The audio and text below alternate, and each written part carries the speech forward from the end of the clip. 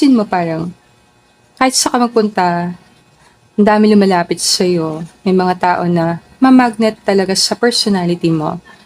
Maraming nagbibigay sa'yong compliments and nahangaan nila yung sense of style.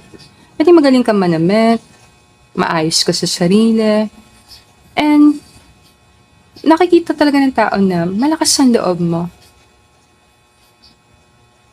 Unapologetic. Madali sa'yo mag-umpisa ng mga relasyon. Medyo nahirapan kang panindigan.